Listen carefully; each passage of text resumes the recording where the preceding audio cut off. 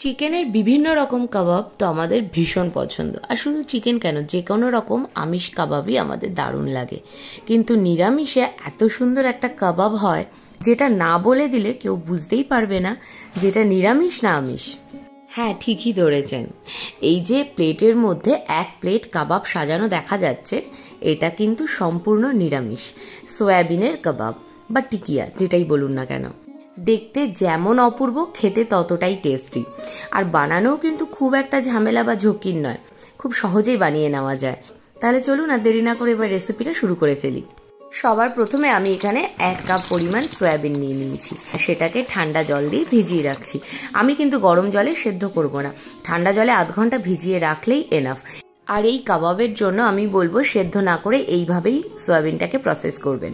আর এরপরে আমি আমার ছাদ বাগান থেকে নিয়ে নিচ্ছি কারি পাতা। রান্নার পাশাপাশি বাগান করাও আমার একটা নেশার মধ্যে পড়ে।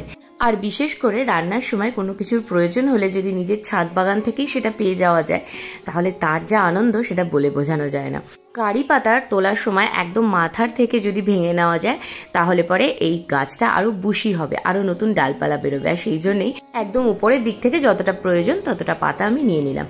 নিয়েছি 2 ইঞ্চি পরিমাণ আদা, বেশ কয়েকটা রসুন আর স্বাদ মতো লঙ্কা।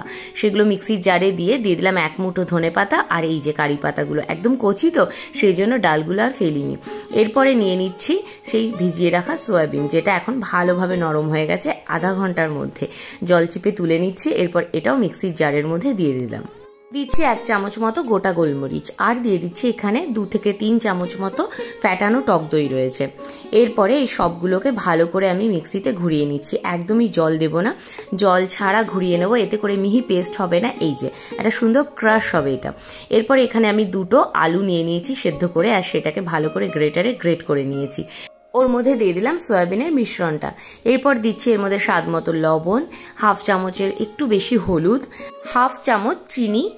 অন্যদিকে একটা কড়াইতে এখানে আমি 2 চামচ পরিমাণ সর্ষের তেল ভালো করে গরম করে তার মধ্যে 4 টেবিল চামচ পরিমাণ বেসন দিয়ে দিলাম। এরপরে এটাকে মিডিয়াম ফ্লেমে ভালো করে নেড়ে চেড়ে ভাজা ভাজা করে নেব। দেখবেন কিছুক্ষণ এই 2 থেকে 3 মিনিট মতো নাড়ার পরেই এই যে সুন্দর করে ভাজাও হয়ে যাবে আর একটা দারুণ গন্ধ বেরোবে। এরপরে এই বেসন ভাজাটা দিয়ে দিলাম ওই মিশ্রণের মধ্যে। দিয়ে দিচ্ছি এখানে 2 চামচ পরিমাণে ভাজা জিরের গুঁড়ো, দিয়ে দিলাম 1/2 চামচ পরিমাণে একটু গরম মশলা, আর দিয়ে দিচ্ছি 1 চামচ পরিমাণে চাট মশলা। একটা গোটা পাতিলেবুর রসও দিয়ে দিচ্ছি।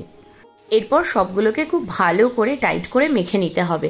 যদি মনে হয় আরেকটু বেসনের প্রয়োজন আছে, তাহলে আরেকটু বেসন দিতেই পারেন, তবে অবশ্যই সেটাকেও কিন্তু ওরমভাবে ভেজে নিয়েই দেবেন, কাঁচা বেসন দেবেন না। এরপর হাতের মধ্যে ভালো করে একটু তেল মাখিয়ে নিলাম, আর তারপরে ওই মণ্ডটা থেকে এরকম বড় বড় করে গোলা তুলে নিয়ে সেটাকে সুন্দর করে একটা টিকিয়া শেপ দিতে হবে।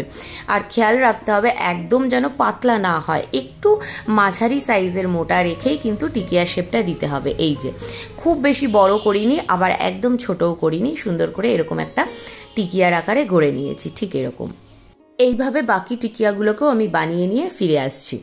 এই যে সবগুলো বানানো হয়ে গেছে, টোটাল এখানে 22টা টিকিয়া হয়েছে।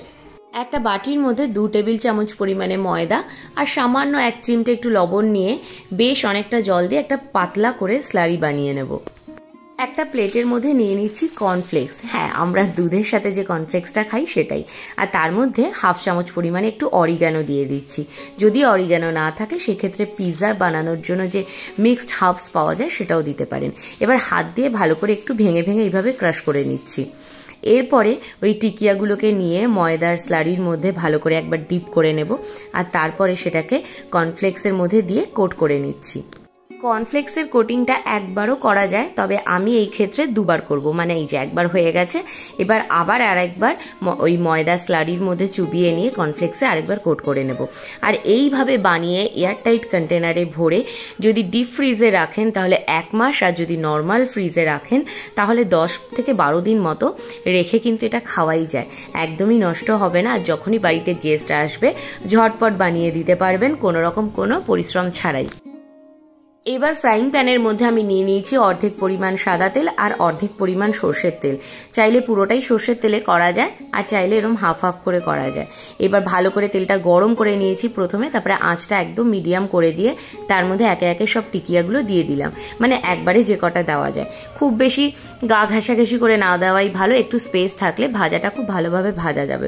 এরপর মিডিয়াম টু হাই ফ্লেমে এগুলোকে ভেজে নিতে হবে। প্রথমে একটু সাবধানে করতে হবে, কারণ প্রথম দিকে একটু নরম থাকে এই কাবাব বা টিকিয়াটা, কিন্তু যখন ভালোভাবে দুপিট ভাজা হয়ে যাবে তখন দারুণ ক্রিস্পি হয়ে যাবে। ভেতর থেকে যতটা সফট, বাইরে থেকে ততটাই ক্রিস্পি হবে, তবে অবশ্যই একটু সময় নিয়ে ভাজতে হবে। কিন্তু এই যে ভাজা হয়ে গেছে, এবার সুন্দর করে প্লেটিং করে দিতে হবে। রেসিপি দেখে তো বুঝতেই পারছেন কতটা ইজি এই রান্নাটা, শুধু একটু সব মশলাগুলোকে সুন্দর করে মাখিয়ে নিতে হবে। এই যা, এবার টমেটো কেচাপের সঙ্গে সার্ভ করতে হবে গরম গরম এই কাবাব বা টিকিয়া, যাই বলা যাক না কেন, খেতে অপূর্ব লাগে। তাহলে চলুন আজকের মতো রেসিপি তো এখানে শেষ। দেখা হচ্ছে নতুন আরেকটা রেসিপি নিয়ে। যারা এখনও আমার পেজটা ফলো করেননি প্লিজ ফলো করে দেবেন, আর যারা ইউটিউব থেকে দেখছেন চ্যানেলটা সাবস্ক্রাইব করার অনুরোধ রইল। আর রেসিপিটা ভালো লাগলে অবশ্যই একটা লাইক, শেয়ার, কমেন্ট করতে ভুলবেন না। দেখা হচ্ছে নেক্সট রেসিপির সঙ্গে।